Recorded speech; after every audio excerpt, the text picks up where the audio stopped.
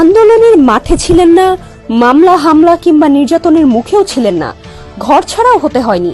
এমন হাইব্রিডদের কারণে বদলে যাচ্ছে বিএনপির মাঠের চিত্র। বিগত দিনে ব্যবসা বাণিজ্য করেছেন, তাল মিলিয়ে চলেছেন আওয়ামী লীগ সরকারের সঙ্গে, তারাই এখন বনে গেছেন বিএনপির দাপুটে হর্তাকর্তা। এদের সঙ্গে আবার যোগ হয়েছে নব্য বিএনপির নামধারী অনেকে, যারা কখনোই সম্পৃক্ত ছিলেন না বিএনপিতে, তারাই এখন নানা জায়গায় দখল পর্বে নেতৃত্ব দিচ্ছেন। তারাই এখন তৃণমূলের ত্যাগীদের ওপর ছড়ি ঘোরাচ্ছেন। দলীয় কার্যালয় ছাড়াও বিভিন্ন সড়কের অলি গলিতে এখন তাদের ব্যানার, পোস্টার। বিভিন্ন নেতার বাসাবাড়ি কিংবা অফিসেও বাড়ছে এসব নেতাদের পদচারণা। ভিড় করছেন বিভিন্ন লবিং তদবির নিয়ে। অন্যদিকে দীর্ঘ 17 বছর ধরে যেসব নেতাকর্মী রাজপথে ছিলেন, মামলা হামলায় সর্বশান্ত হয়েছেন, পঙ্গুত্ব বরণ করেছেন, ঘর ছাড়া হয়েছেন, তারা এখন অসহায়। হাইব্রিড নেতাদের চাপে তারা অনেকেই এখন দলীয় কার্যালয়, নেতাদের বাসাবাড়ি এড়িয়ে চলছেন। এছাড়াও অহেতুক মিথ্যা অভিযোগে বহিষ্কার আতঙ্ক নিয়ে নিজেদের গুটিয়ে নিয়েছেন অনেকে।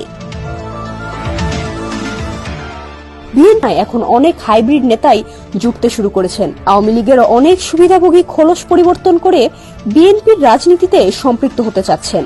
এসব নেতাকর্মী দেশের বিভিন্ন জায়গায় অপকর্মে জড়িয়ে পড়েছেন। চতুর প্রকৃতির হাইব্রিড নেতারা সুযোগ বুঝে সটকে পড়লেও ধরা খাচ্ছেন বিএনপির কতিপয় নেতাকর্মী, যাদের অপকর্মের দায়ে হতে হচ্ছে বহিষ্কার। বগুড়ার ধুনট বিএনপির নেতাকর্মীরা জানান, শেখ হাসিনা সরকারের পতনের পর আওয়ামী লীগ নেতাকর্মীর একটি অংশ খোল পাল্টে এখন বিএনপি সেজেছে। তাদের দাপটে একসময় বিএনপি সোজা হয়ে দাঁড়াতে পারত না, এখন তারাই আবার বিএনপি হয়ে দাপট দেখাচ্ছে।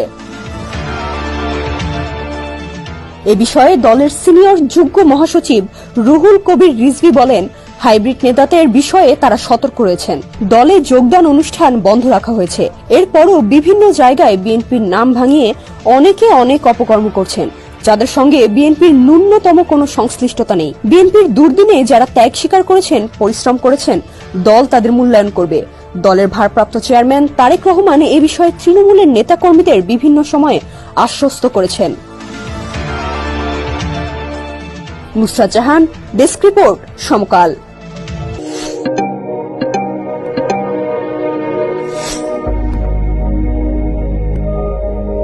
ওই যে মেয়ে যার পেটে বাচ্চা ছিল, বারবার বলতেছিল, বাবারা আমারে তোরা মারিস না, আমার পেটে একটা বাচ্চা আছে, আমি পুলিশ, আমাকে বাবারা তোরা মারিস না। যে শত শত পুলিশকে মারা হইলো, একবার তো তাদের কথা, তাদেরকে জাতীয় বীর বলা হলো।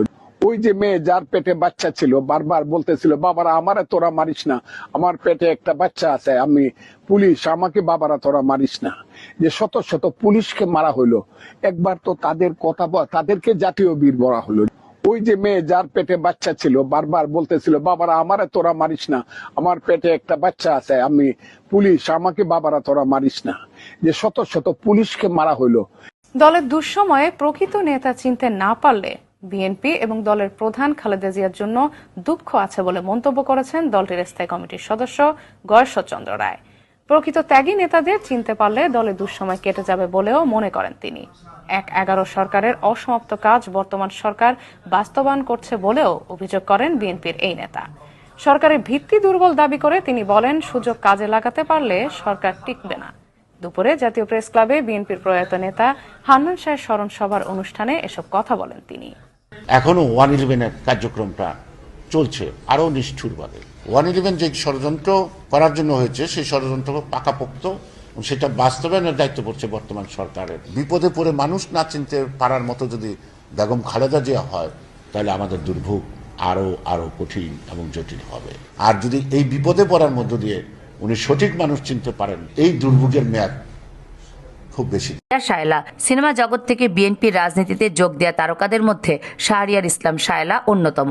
2018 সালে নির্বাচনে তাকে ফরিদপুরের ভাঙ্গা আসনের জন্য প্রার্থী করা হয়েছিল। দুঃসময় দলের প্রার্থী করা হলেও এবার তার ভাগ্যে শিকে ছেড়েনি, মনোনয়ন দেওয়া হয়নি শায়লাকে। অথচ হাসিনা যুগে তার লড়াই আর রাজনৈতিক যাত্রায় তার ত্যাগ ও দৃঢ়তা ছিল স্পষ্ট। 2018 সালের নির্বাচনের আগে 6 মাসের গর্ভবতী অবস্থায় খালেদা জিয়ার মুক্তির দাবিতে রাজপথে আন্দোলন করতে গিয়ে শায়লা পুলিশের শিকার হন এবং গুরুতর আহত হন। রাজনৈতিকভাবে তিনি বিএনপির জাতীয়তাবাদী সাংস্কৃতিক সংস্থা জাসাসের কেন্দ্রীয় কমিটির সহসভাপতি। যদিও এবার তাকে সরাসরি মনোনয়ন দেওয়া হয়নি, তবে তার এই ত্যাগ এবং দলের প্রতি অবিচল আনুগত্য তাকে ভবিষ্যতে সংরক্ষিত আসন থেকে সংসদ সদস্য হিসেবে দেখার পথ খুলে দিতে থেকে জাতীয় রাজনীতির এক সাহসিনী। শাহরিয়া ইসলাম শায়লা একজন নির্ভীক রাজপথের কর্মী এবং বর্তমানে বাংলাদেশ মহিলা দলের একজন দায়িত্বশীল নেত্রী। তার রাজনৈতিক যাত্রা শুরু হয়েছিল ছাত্র জীবন থেকেই।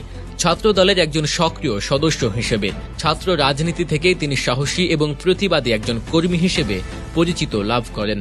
রাজপথের প্রতিটি আন্দোলনে তার সক্রিয় উপস্থিতি তাকে বারবার সরকারি দমন পীড়নের শিকার করেছে। তিনি বহুবার লাঞ্ছিত হয়েছেন, গ্রেফতার হয়েছেন এবং নির্যাতনের শিকার হয়েছেন। শায়লার মতো নেত্রীরাই প্রমাণ করে যে রাজপথের রাজনীতি কতটা কঠিন হতে পারে, বিশেষ করে নারীদের জন্য। শারীরিক নির্যাতন থেকে শুরু করে মানসিক হয়রানি পর্যন্ত সবকিছুর মুখোমুখি হতে হয়। তা সত্ত্বেও তিনি কখনো তার আদর্শ থেকে সরে আসেননি। 2022 সালে 10 ডিসেম্বর ঢাকা বিভাগীয় গণসমাবেশকে ঘিরে যখন তীব্র উত্তেজনা চলছিল, তখন শাহরিয়া ইসলাম শায়লা আরও একবার সরকারি রোষানলে পড়েন। সমাবেশের আগে রাতের আধারে তাকে বাসা থেকে তুলে নিয়ে যাওয়া হয়। তাকে রিমান্ডে নিয়ে ব্যাপক শারীরিক ও মানসিক নির্যাতনের অভিযোগ ওঠে। তার অপরাধ ছিল তিনি মহিলা দলের পক্ষ থেকে শান্তিপূর্ণভাবে লিফলেট বিতরণ করছিলেন, যা গণতান্ত্রিক অধিকারের একটি অংশ। পুলিশি হেফাজতে তাকে যে নির্যাতন ও হয়রানির শিকার হতে হয়েছে তা দেশের গণতান্ত্রিক পরিবেশের জন্য এক অশনি সংকেত। রাজপথে পুলিশের কিল ঘুষি সহ্য করে দাঁড়িয়ে থাকা এই নেত্রী আজও দলের প্রতি অগাধ আস্থা এবং বিশ্বাস নিয়ে আন্দোলন চালিয়ে যাচ্ছেন। শাহরিয়া ইসলাম শায়লা বাংলাদেশের নারী রাজনীতিকদের জন্য এক অনুপ্রেরণার উৎস, যারা প্রতিকূল পরিস্থিতিতেও মাথা উঁচু করে দাঁড়াতে শেখান।